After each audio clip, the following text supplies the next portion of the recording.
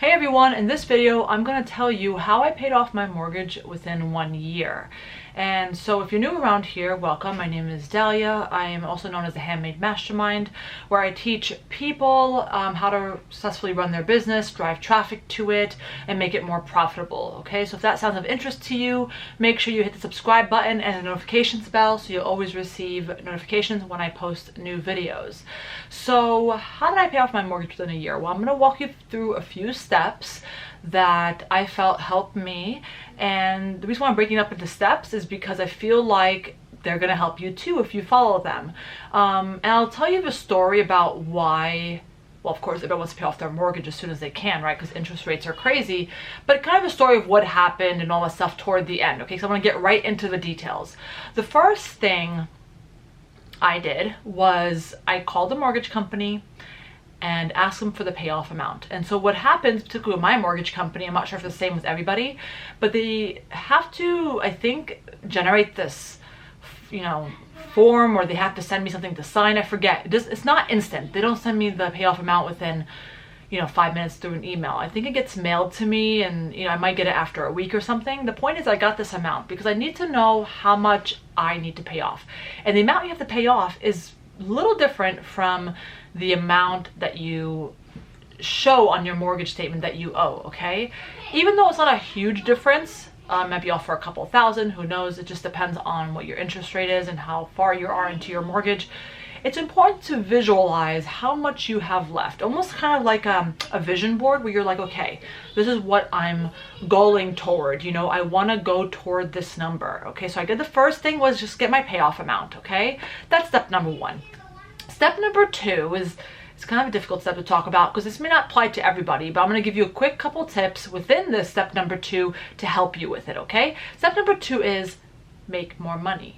Okay, because the reality is the way I paid off my mortgage, the biggest way, was because my business was really thriving. I made a lot of money in it, and I came soon to realize, hey, what can I do with this money? And I said, I pay so much toward interest, I think it would be smart to pay off my mortgage, and of course never have a mortgage payment again. I thought it was a smart decision. And so, and again, more about that story in a moment.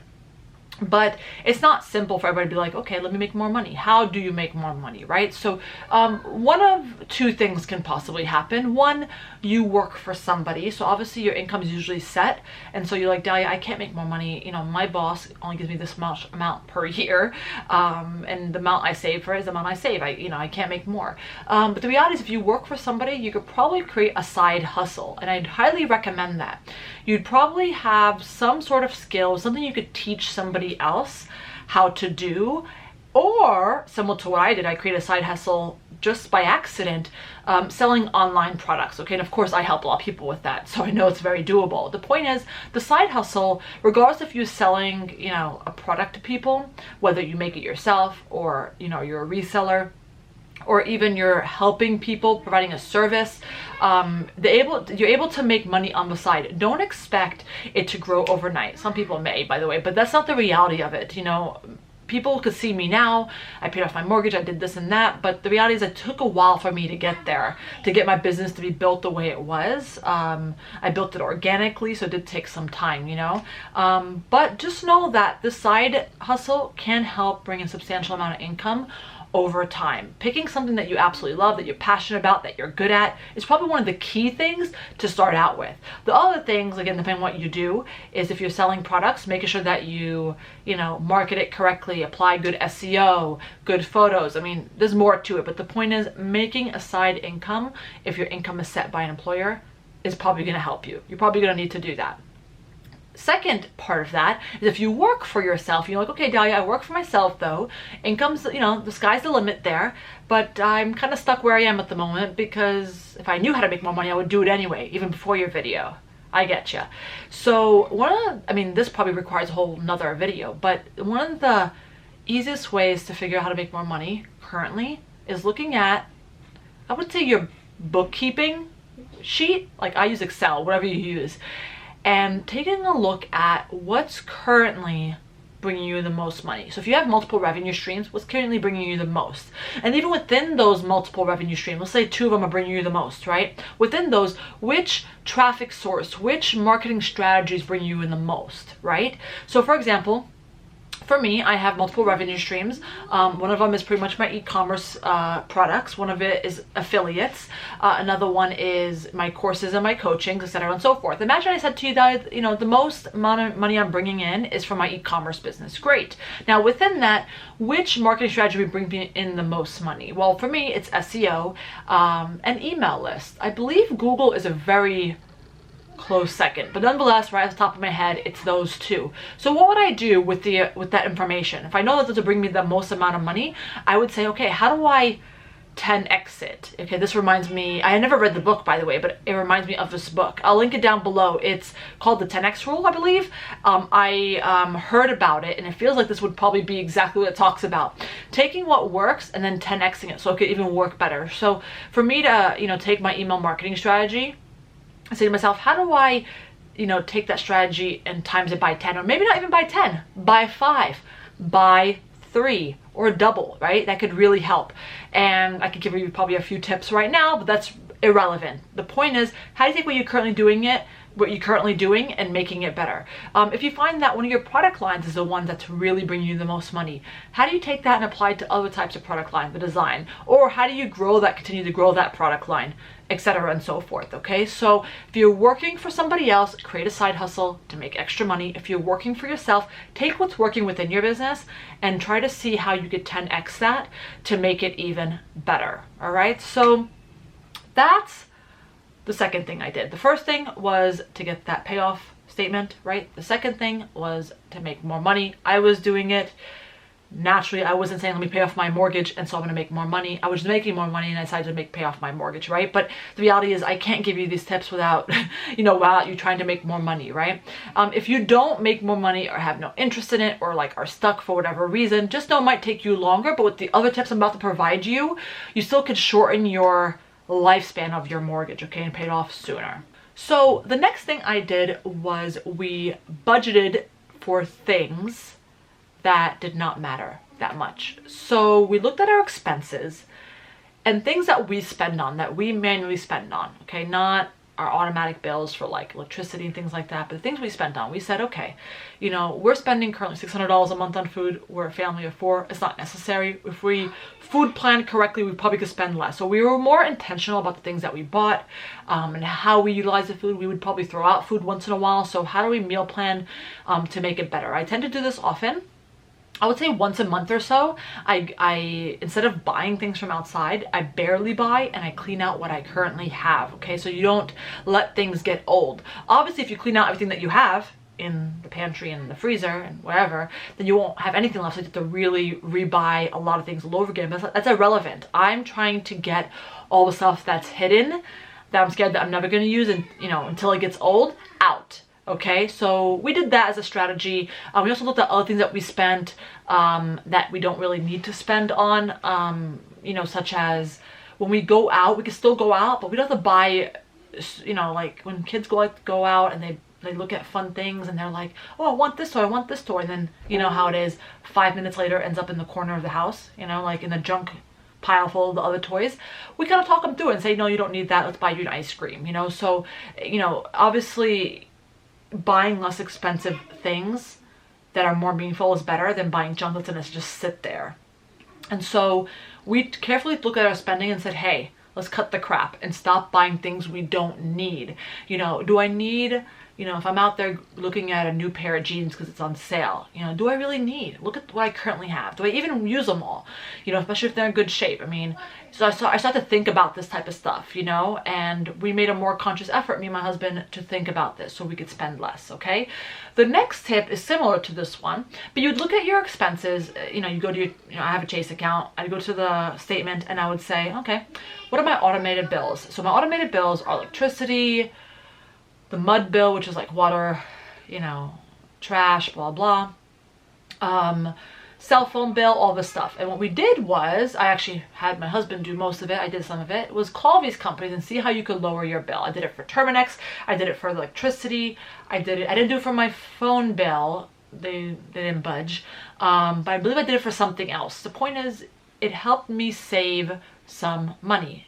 You might say, Dahlia, okay, so let's say I do this, I save 40 bucks. I mean, what's the problem? It's not a lot of money. Yeah, but over time, it becomes a lot of money. Even if you still want to bat your eyelash to it and say that's still not a lot of money, it's the mindset. It's the mindset of knowing that, you know what? Companies should not take advantage of you. You should go ahead and see if you can get your rates or something lowered. I did it to my cable bill and found out that I had a package that I don't even really use, and seeing if you could get put back on a new plan that is a promotional plan that really does help, and it usually takes, a 20-30 minute phone call, and it'll save you, much money over many months. But the reality is, while in retrospect, for the most part, it won't save you tons, it won't save you thousands of dollars a month. It's the mindset. Because some people, will tell you that there's no point in not buying yourself a coffee every morning to save $5, when at the end of the day, it's going to give you happiness and you've only saved X amount in a year. Yes, but it's the mindset of not having to spend when you don't need it. I'm not a minimalist by definition, but I definitely appreciate some of the things that I've learned through minimalism, and my spending habits is absolutely one of them. I'm a firm believer in not trying to find joy in buying things. It's a very big deal for me. I just don't think it's right. And so spending less naturally comes with that. I don't need the stuff that people think that they need to make them happy. Certainly certain things make their life easier, fine. But a tip for that, to spend less, especially when you're outside, is that I look at it and I say to myself, do I really need this? If it's an item for my wardrobe, I think about the uses of it. I think about do I really need this? And if you still end up with that purchase, take it home, put it in the corner somewhere. If you find that you still have not seeked out this bag, the item in the bag, over X amount of period of time, then you could go ahead and return it. You found that it wasn't even worth it, And again, it's about not the $10 you save on the shirt. It's just freaking $10.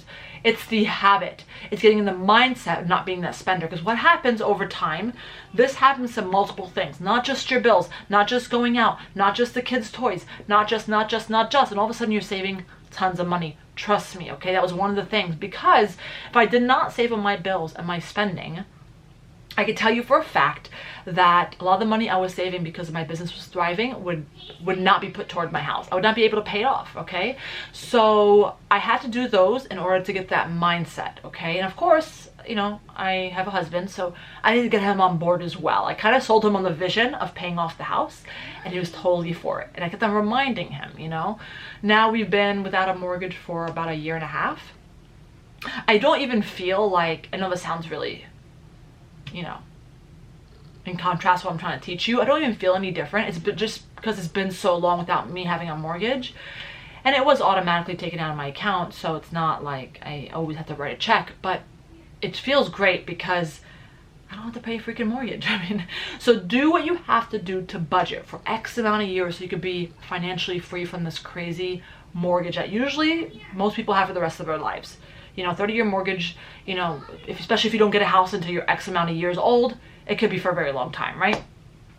So the last thing I did, I think it's the last thing, I'm losing track here, is I paid myself less. Because I needed to spend less, right? I reduced my payments, I'm less of a spender now, right? All these things, I paid myself less. And that helps because if I don't see the money, not me, particularly my husband and my kids, they don't see the money because I'm not a spender, then they won't spend, And so we literally live paycheck to paycheck. I believe I did a Facebook Live on this, or I think I did. If you're wondering what I'm talking about, I have a Facebook Live every week in my Facebook group. I'll link it down below. I talk about living paycheck to paycheck because I'm trying to save the majority of the money hanging out on my major account, in my business account, okay? So I was able to use that and pull it out and then pay off my mortgage, okay? So paid myself less, so I don't see the money in front of me. They don't want anything to do with it, right? I only pay myself the minimum amount I needed to live on. That's it. That's it. And once in a while something came up, so a little sneaky here to help me out, but otherwise we were set with the amount we were making, And so those are my tips, guys. I paid it off within a year, but yes, I've been living in my house for 10 years. I paid off within a year when I decided to pay off my house. I decided to pay off the house in April of 2016. in January 2017, I paid it off. I was ready to do it by the end of December, but I wanted to like wait till tax time, bookkeeping, you know, and then I paid it off. And the accountant's like, paid off immediately because every month you're paying a lot of interest. I'm like, yep, got it. So I paid it off. So what was that, 8 months? I don't know.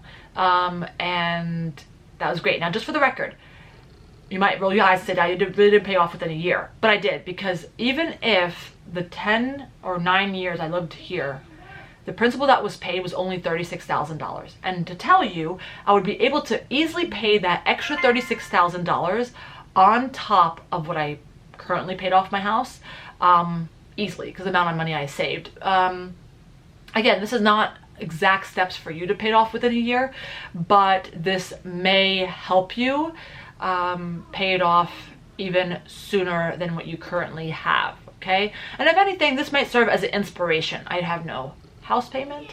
I didn't mention this in this video, but I have no car payment for my car. And then I also bought my husband a new car in cash.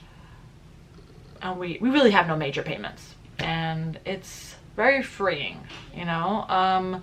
We technically live on fairly little each month, and the rest is being saved and invested and blah blah blah, but it's awesome. So I hope this inspired you. If it did, give us a thumbs up. If you have any questions, ask down below. I'd love to answer them. In fact, I actually have a question for you. What are you currently doing to bring in more income in your business?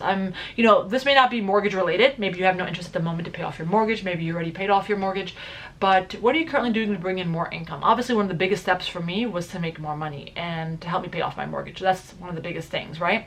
But I'd love to hear from you below. If you found this video also, again, motivating or helpful, please hit the subscribe button, hit the notifications bell so you get videos from me often and you'll know when they come up, because I try to make helpful videos like this all the time. Okay, guys? Bye.